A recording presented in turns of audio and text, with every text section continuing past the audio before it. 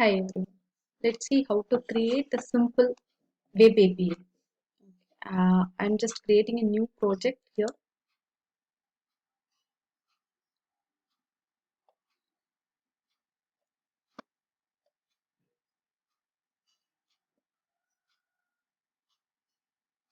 So ASP.NET web application. I will say it is API projects. And this is the location where I have to save my solution and create.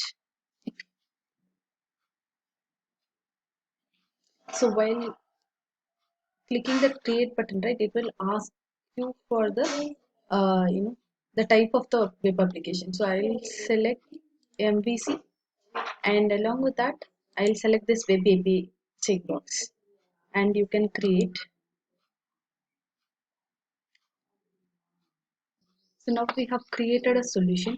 I will create one API for I'll create one API. So I'll just add the controller.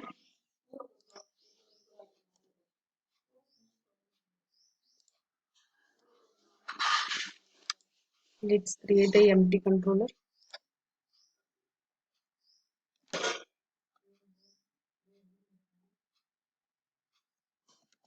So get data is my API name. Sorry, controller name. I'll just add it.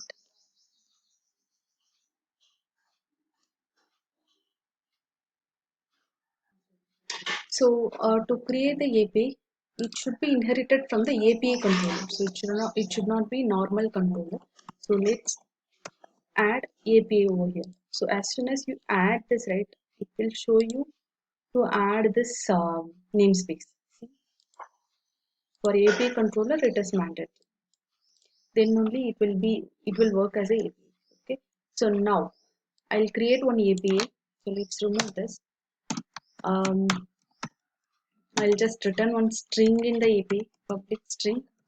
Get string is my API name. Okay. So as I have given this return type as a string, so let me give return test string. So if I call this API, right, it should return this test string as a output. Okay. So how to access this API? Okay. So before that, let me mention this HTTP get. This is get API. So just giving ambiguous method. So because let me remove this MVC.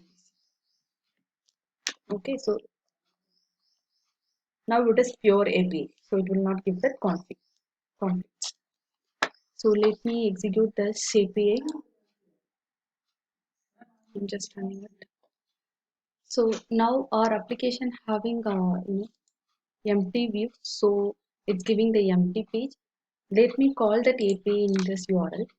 So slash the controller name and then the action method name. So the controller name is get data is the controller name and get string is the method name. So let me call this get data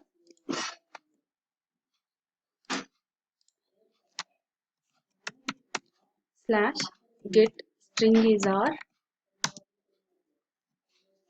method name. So it should print that string.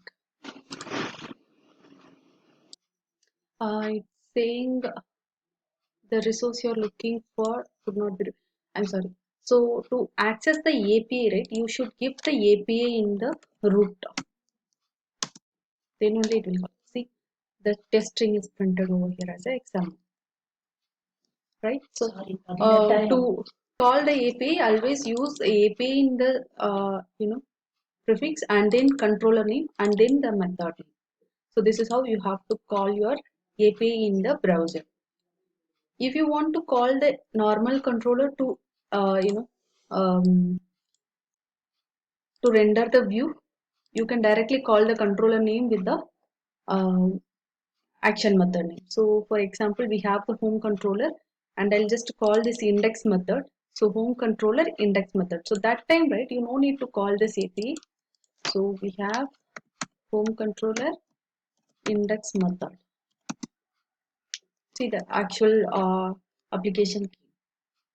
So this is how we have to call our API in the browser. So this is actually get type API. So you can use this browser to check the API. So it's just a sample to create how to create the simple API. And same kind, you can create the post APIs and delete APIs and all. So we have a lot of verbs called get, post, and delete, put, patch. All these types are there in the API creation. So you can try different types in that. And for post and all, you have to pass some parameters as a JSON, right? So that time you cannot use the Chrome browser to verify it. So we have the tool called Postman to verify the API. There you can check, there you can verify your get APIs, post APIs, delete APIs, because we'll have the parameters like string or any kind of JSON formats, parameters or file formats, right? So I'll just explain how to use that Postman tool to verify this APIs. Okay, yeah, maybe you can check out my next video. So this is a simple example to create API. Thank you.